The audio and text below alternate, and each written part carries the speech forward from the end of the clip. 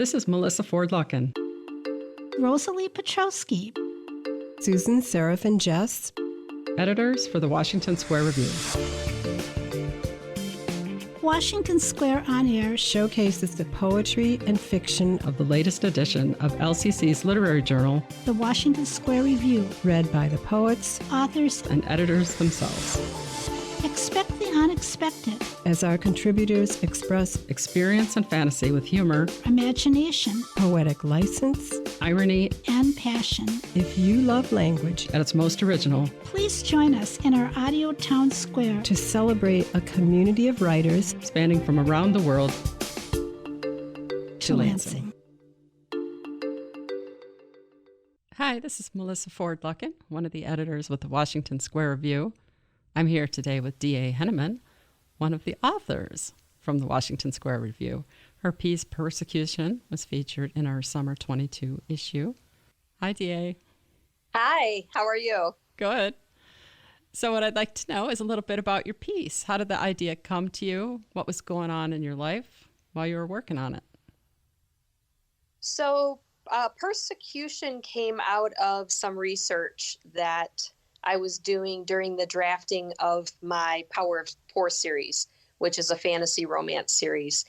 And it's about four women who find out they embody the powers of the four elements and effectively need to work together to balance the planet and stuff that's going on. And the series features three sisters, triplets, in fact, that are the three fates. So in my story, they represent past, present, and future, and they are witches. And so I was doing quite a bit of research at the time and was going to school at the time and was in a creative writing class. And so there was kind of this whole just creative energy going on at the time. And then my girlfriends and I took a trip to Salem. And I started thinking about all of the people, not only in the US, but also in Europe, that were persecuted at the time. And as I kind of fell deeper down the rabbit hole, I ended up coming up with this story. So it was also right around the time of the Me Too movement that I originally wrote it. So I think that all of the things kind of happening in the world around me is where that came from. Did you write it in a short amount of time? It sounds like it came to you suddenly. It did. It came out pretty quickly. And then as you do with projects, they kind of get buried and stuffed in a drawer. And then maybe you pull it out a couple years later and look at it again, or a few months later and look at it again. And so this story's kind of come back and forth in my life. And I definitely intend to do something more with it. But when the opportunity came up for your publication, I thought, well, I'm just going to throw it out there and see if it's well received and if it is what I might want to do with it.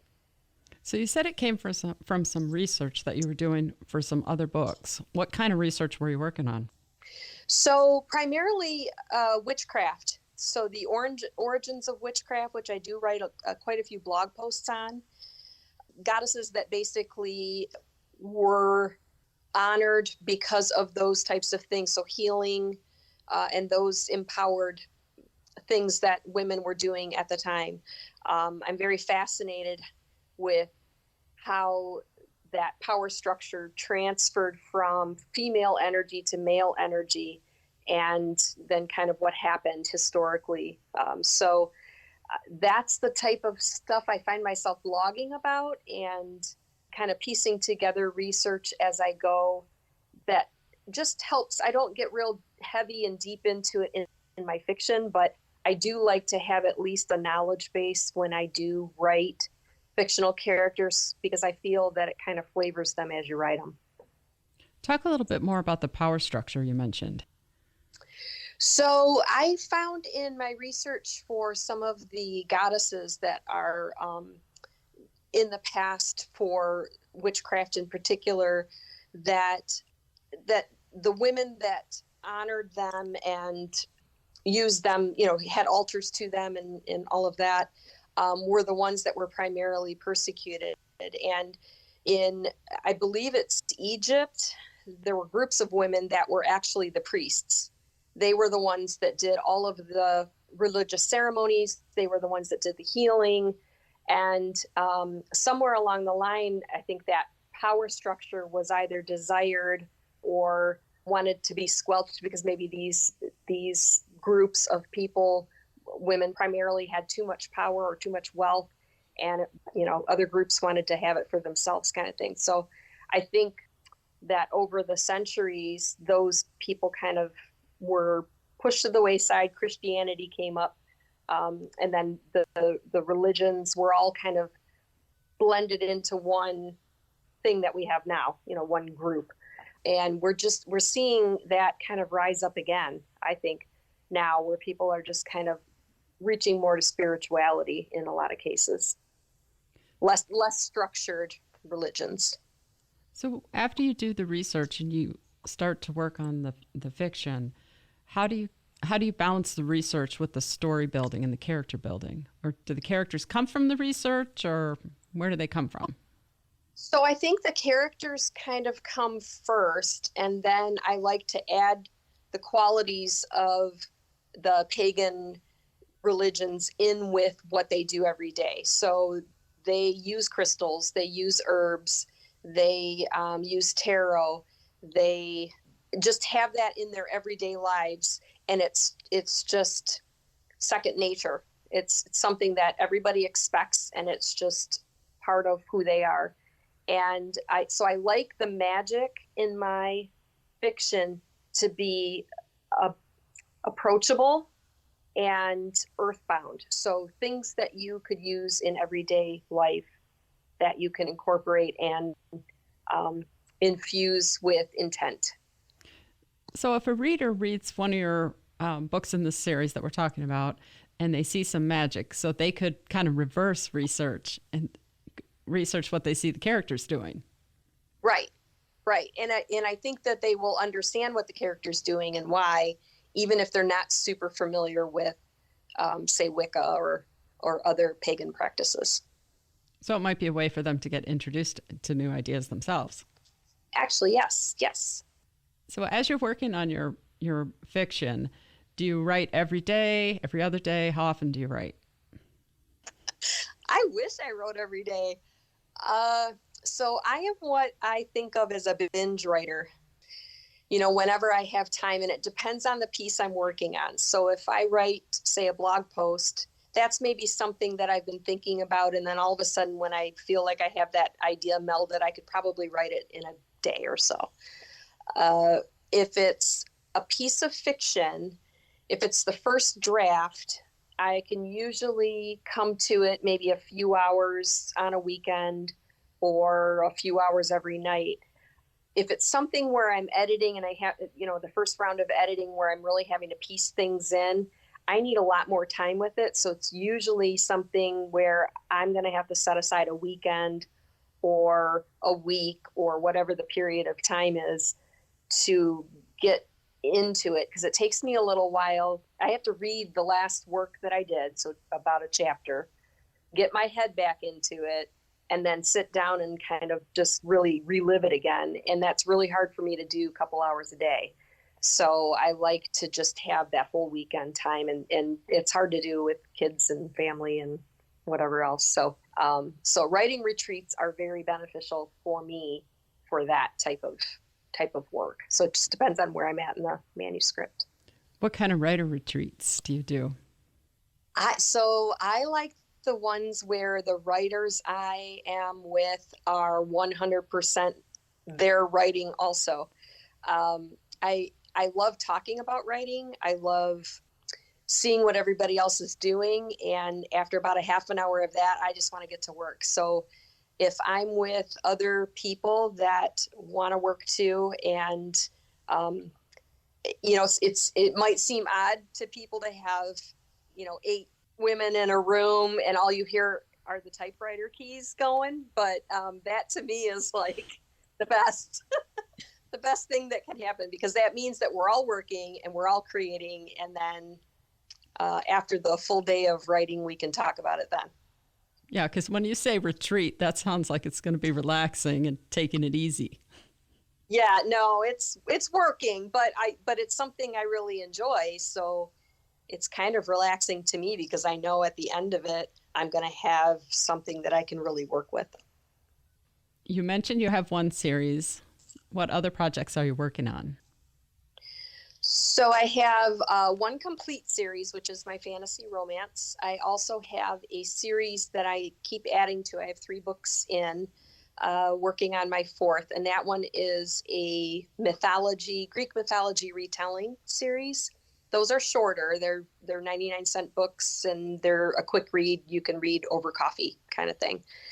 My intent is to put 4 in a what is that? An omnibus. So 4 books. That way you get kind of a nice size book, maybe in a hardcover. And then I might switch to maybe Roman or Egyptian mythology. Really fascinates me. I just happen to like Greek. It's something that I've always read since I was a kid, so that's where I started. But all of the myths from all of the cultures really are cool, I think. So I would really like to touch on those as well. So, and then the other thing I'm working on is a cozy mystery vibe. It is a practical magic meets ghost whisperer type thing. So it's a flower shop owner who can speak to ghosts, and she has to solve their mysteries. I happen to know that you did used to own a flower shop.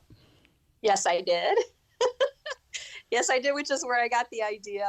And I did speak to ghosts, but they didn't talk back. It was a very old building, and I think there were some supernatural things going on, but I do have a very vivid imagination, so it could just be that. But yes, I owned that until 2010, and then got a real job, working where I'm working now. When I'm listening to you talk about all the different series and all the different projects, that's a lot to keep track of. Do you think that the work in the flower shop helped you as far as the organization? I think so.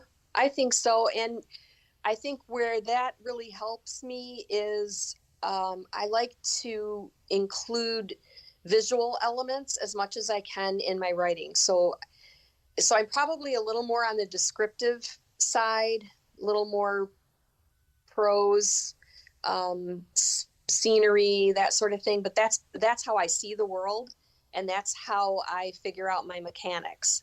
So how something moves or how something reacts to me is definitely attached to what I see and experience. And the flower shop helped with that, because if somebody came in and said, I want this, and they show you a picture, you have to think, okay, how am I going to create that? And what is the base going to be? And how am I going to cover my mechanics? And does it need wire? Does it need tape? How am I going to, get that line and have it hold? And is the tulip going to actually reach for the sun, or is it going to stay where I put it? So you have to think about all those things. And so writing is no different. It's the same in my mind. How about the marketing aspects? Gosh, marketing flowers was probably a little easier, I think. Marketing fiction is pretty tough. Nonfiction might be a little easier because and I don't know because I don't have nonfiction, but I'm thinking you're solving a problem generally with that. So they're seeking you out. With fiction, you're entertaining. So if they're interested in that type of entertainment, maybe it's easier. But finding the people that are interested in that is the trick. So what I am finding is networking with other fellow authors that are kind of trying to do the same thing. If you can share customers, a reader isn't going to just read one book a year generally. So while they're waiting for you to come out with your next book, which could take 6 months to a year, they could be reading one of your friends' books or, one of the other people's books in your group. So I think networking is a very, very key part of the marketing. What other kinds of marketing do you do? Social media? I'm on social media. I've tried TikTok. I'm not very successful because I think I'm a little too goofy. So if you like somebody acting like they're talking like Elmo, search me out. I am on Facebook. That's probably my primary, and that in Instagram. And I like to dabble in that, but I do find it's kind of a rabbit hole of its own. And so after I'm on there for a little while, I get to thinking, okay, all this time that I've been, messing around on social media, I could have been writing, say for instance, or writing a blog post or whatever it is. So I always try to put my writing first.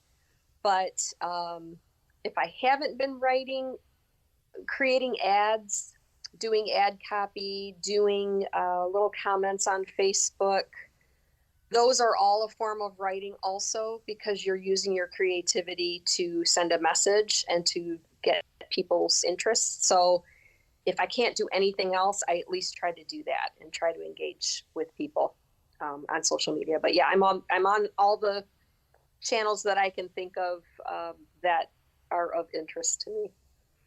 What do you do when you get stuck? Like if you have writer's block? I write a blog post. Especially research ones. So I will start, usually I stick with characters that I'm interested in maybe morphing into my fiction. So a Greek goddess. Right now I'm researching Morpheus, who's the god of dreams. Arachne, I've just wrote a post on her. Tiresias, who was the hero in book 3, who ended up with Athena. And so just researching those gods and goddesses kind of gets me unstuck, because then I think, even though I'm changing their story because it's a retelling, I need to understand who they were, or at least our impression of who they were as a starting point. And so researching, I think, sometimes helps me with that, because when I'm blocked, it's because I don't understand something, so I can't really write it till I do. If you were going to offer a newbie writer some advice, what do you think you'd offer? So I have this story. So I went to one of my first book events, and they were having pitching there. And so I was trying to find an agent, and I had already written book 1 of my series, and I thought I was going to go and I was going to pitch book 2. Well, they don't want to take book 2 if they can't publish book 1 as their publication, and it was already out there in the world. So they're like, well, we're not interested in your series. And I said, but it's a new book. I haven't even published it yet. And they said, yeah, but it's part of that series. What else do you got? And I didn't have anything. I was putting all of my eggs into the Power of 4 basket. So my biggest piece of advice is always have something in your back pocket. If you're pitching an idea for a series or for a book or whatever it is, if they don't want that, have something else to pitch. Even if it's just a nugget of an idea, do not go unprepared, because it could be that little nugget of an idea that actually gets you a contract. What other kinds of events do you do besides those formal kinds of conferences? So I do conferences. I do book signing events. So there are a few that are happening in Michigan. I've done the one in downtown Detroit in July. So the book festival. There is a Louisville Book Festival in Kentucky that is just starting up. So this will be the second year in person. I should be attending that as well. That's in beginning of November. I do like to do the retreats. I do like to do as many courses and classes as I can. So always learning how to better myself. So I'm in competition with myself to get better. So as many classes as I think I can take, and just try to learn as much as I can from my peers. We at Greater Detroit Romance Writers, I'm the president of that as well. And we have presentations every month where we invite someone to come talk about craft or marketing or we sometimes pitch to agents. So I have found that that's been a very valuable thing to do as well. There are all kinds of writer resources out there. Sometimes they're a little hard to find, but if anybody is looking for anything that I've either tried or that I'm familiar with, I do have a writer resource tab on my website. So they could check that out. I'm really curious. You mentioned book signings. So a lot of us have been to book signings as book buyers. Can you give us a behind the scenes look at what it's like to be the author doing it? Oh my gosh, it's chaos, and I'm all sweaty by the time my table is set up. So yeah, there's a lot of preparation. You have to make sure you have inventory, especially if you're an indie author, because you're the one ordering the books, to make sure you have them there. Swag is really important. So what do you think the customer is going to want to take home with them? Sometimes it could be a bookmark, it could be a pen, it could be a pad of paper. So thinking about that and taking that with you. And books are really heavy. So if you write a lot, or you have I have 6 books in my series, and you figure you take 5 book, that's 30 books or whatever. I mean, a case of books from Amazon is really heavy. And if you have more than 6 books, what do you take? So that's sometimes hard to judge. And then you, of course, have to have a way to take money and credit cards and all the, business stuff. And so I think the most stressful part of it is the setup. I like when the events have the setup maybe the night before. Then you just go down there and it's all set. I've been treated once where I went to the event and my books were all set up for me. That was like, I felt like a princess that day. That was amazing. But usually it's me hauling my books in a suitcase, setting up the display, getting the table all set, and then hoping somebody will come by and talk to me about my covers or talk to me about what they like to read. And I honestly don't care if they don't like fantasy romance. I just want to talk about books. I want to talk about writing. I want to talk about how cute they look in their purple blouse, like whatever it is. The authors just want to talk to you and engage. Even if you're not necessarily interested in what they write, stop by and say hi, because we just want to talk. What's the most unique reader you've met at a book signing event? Oh my gosh. So I'll actually say this. What I thought was interesting is just how excited and fangirly other authors get about the authors they like. So even though they're writing books and putting, the book babies out there, you should see some of these authors at these conferences. I mean, they're going gaga. I was one of them. I went up to an author that I adore, J.R. Ward, and embarrassed myself. I'm like, take a picture with me. We're readers too, first and foremost. So I didn't even think of that. And then I'm here at this conference and seeing all these people just gushing for each other's work. And it's the coolest thing. So I just love it. That's part of the behind the scenes. It is. Well, I did it in front of everybody when it was open. So yeah. All right. So before we say goodbye, if somebody was going to start with you after they read the piece that we have in our journal, what would you suggest the first thing that they read? Well, if you like fantasy romance, then I would say Sea of Dreams. That is book 1 of the series. The prequel to that, which is Twist of Fate, isn't necessarily happily ever after. So I kind of failed on the promise to the romance readers on that one, but it does give you a little extra information if you're okay with dark fantasy. And then if you like the mythology retellings, then I would just start with Love for All Seasons, which is the first book in that series. And then if you like cozy mysteries, you're going to have to wait a little while longer. How much longer? Oh, gosh. I am hoping that 2024 will see me publishing it one way or the other. Okay. And what social media are you on?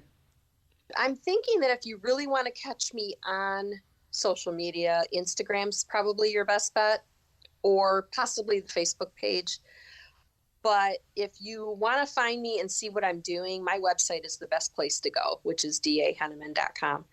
That is where I'm putting really all the precursor to anything I do goes there. So I write a series, Soundtrack of My Life, where I hear a piece of music and I write on it and kind of what it means to me and what I thought of when I heard the song and that sort of thing. So you get a little insight into what I do. All of the goddess and mystical creature research is on there in my blog. And then I also have writer resource. So I kind of just put everything there. It's my catch-all. So that's probably the best place to catch up with me. And then there's a free book offer on there too, if the Genie's Wish, if they wanted to check out my fiction. Nice. Well, thanks a lot for hanging out with us today. Thanks for having me. It was great. Thank you for listening to our talented poets and authors. Until next time, this has been Washington Square on Air, where we showcase selections from Lansing Community College's literary journal, The Washington Square Review, a publication featuring writers from the Great Lakes State across the nation, and around the world. To find out more about the Washington Square Review, visit lcc.edu/WSR. We hope you enjoyed listening as much as we enjoyed sharing.